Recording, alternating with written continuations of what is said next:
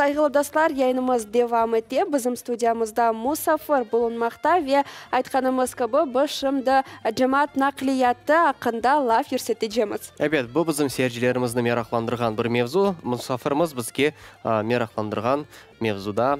Әлбетті айдынлаты жақ. Студиямызда Қырым Жумхуриеті нақлият Назирінің муавины Николай Лукашенко. Доброе утро. Рада приветствовать вас в нашей студии. Как настроение? Как началось ваше утро?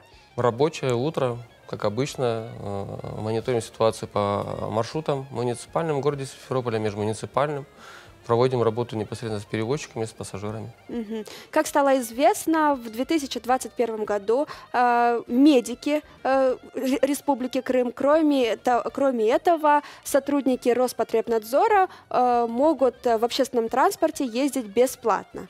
Но для этого нужно пройти ряд определенных мероприятий, да, то есть зарегистрировать свою карту. Вот расскажите, пожалуйста, об этом подробнее. Ну, в рамках исполнения поручения главы Республики Крым Сергеевича Аксенова с 18 января текущего года внесены изменения в закон республики касаемо льготного проезда для медицинских работников, работников социальных служб и Роспотребнадзора. Поскольку у нас 1 января, как вы знаете, запустилась автоматизированная система оплаты проезда на территории Республики Крым, и в полном объеме внедряется многофункциональная карта крымчанина.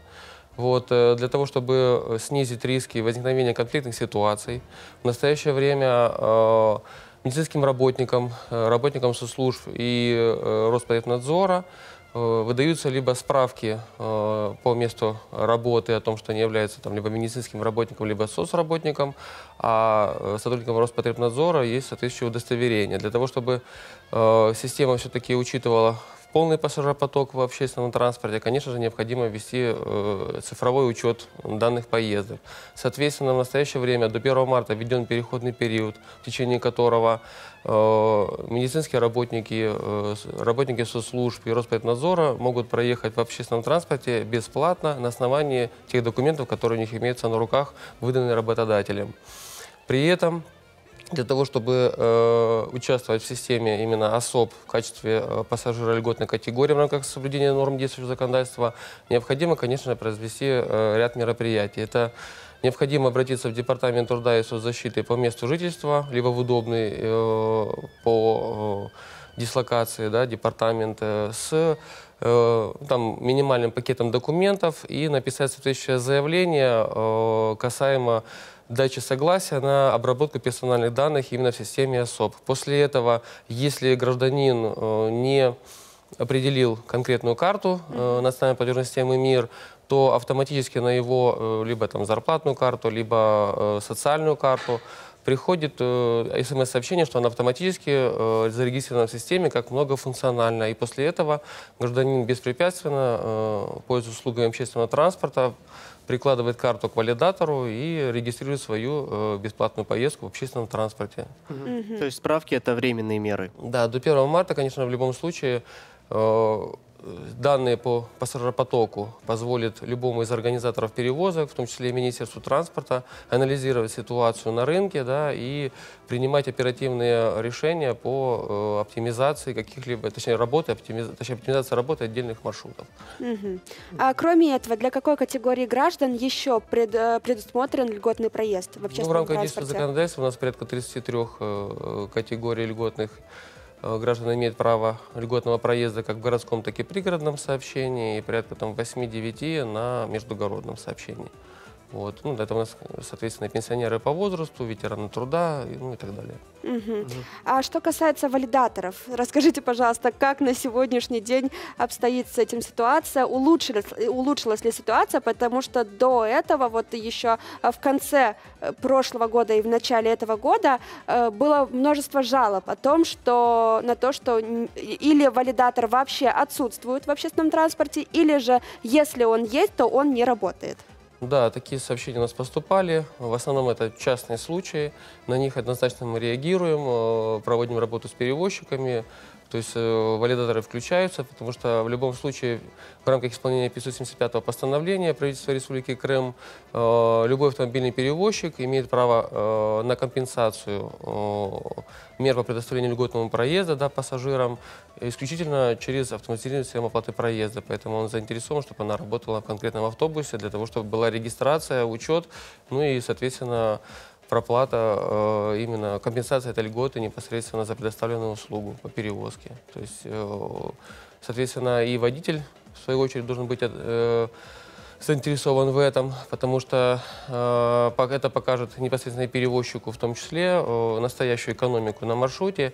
И в дальнейшем все-таки это мало того, чтобы выводить именно в белую, так скажем, движение денежных средств непосредственно в маршрутном транспортном средстве, как следствие данных мероприятий, это достойное повышение заработных плат непосредственно водителей либо кондукторов в транспортном средстве, ну и, соответственно, улучшение, так скажем, микроклимата на уровне профессиональном с точки зрения водителей именно в целом. Насколько я помню, стоимость проезда немножко поднялась до 22 рублей, но, несмотря на это, оплатив картой, можно было заплатить за проезд 17 рублей. Да. Это тоже такой переходный период? Смотрите, здесь вопрос не стоит не в том, что это повышение тарифа. Это своего рода регулятор, который позволяет пассажиру выбирать для себя, как он будет оплачивать проезд в транспортном средстве. Соответственно, если мы ведем разговор о цифровизации, да, скажем так, поездок и обеспечении все-таки безналичной формы оплаты, а это с учетом существующей пандемии, да, сокращает риски заражения, да, конкретно в транспортном средстве, хотя мероприятия по дезинфекции проводятся регулярно однозначно, но таким образом пассажир сам себя же обезопасит. Если он своей картой, конкретно подойдя к транспортному средству, к валидатору, оплатит проезд, не передавая никому ни денежные средства, не получая сдачу, там мелочь, либо денежные, да, деньги в свою очередь. Соответственно, мы оцифруем по максимуму именно само движение денежных средств. Как я уже говорил, пытаемся все-таки понимать экономику перевозок.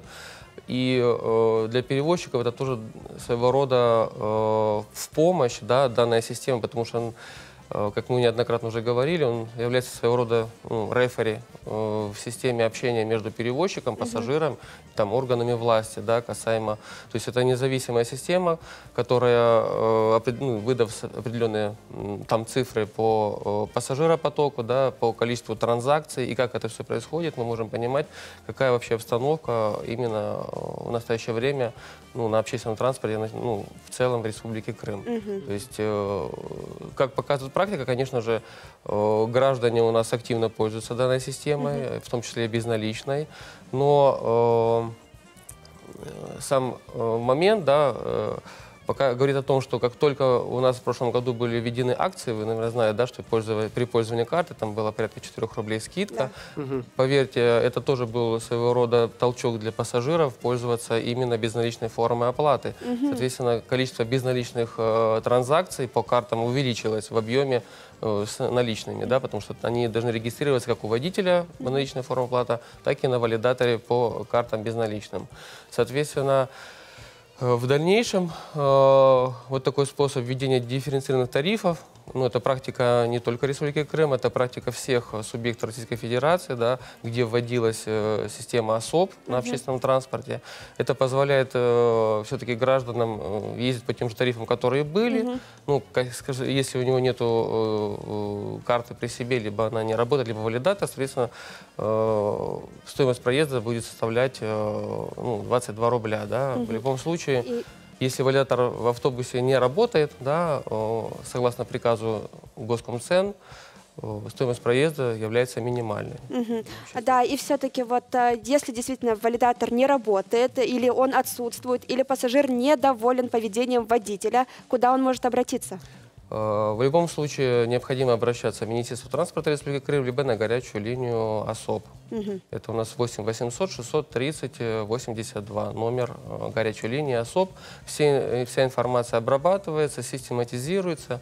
Ну, как показывает практика, да, вот касаемо и льгот карт, точнее льготных карт, и пассажиры сейчас уже реже начали обращаться платных, по проезду платных именно карт пользованием. Соответственно, к сожалению, да, вот как показывает практика, мы с июля месяца запустили уже, она работала в тестовом режиме системы ОСОП. Жалобы у нас поступали идентичные, как вот с 1 января, потому что, ну, к сожалению, все, наверное, ожидали с 1 января, что система начнет работать полномасштабно и начнут пользоваться системой, точнее, по своими картами именно по льготному проезду, либо по платному. Спасибо большое, что посетили нас сегодня. Спасибо за информацию. Мы вам желаем хорошего настроения и плодотворного дня. Спасибо. İşte böyle etip sübetimiz sonuna geldi. Saygılı dostlar, şimdi ise sonki rubrikamızın vakti, sağlığın baylığın buyurunuz.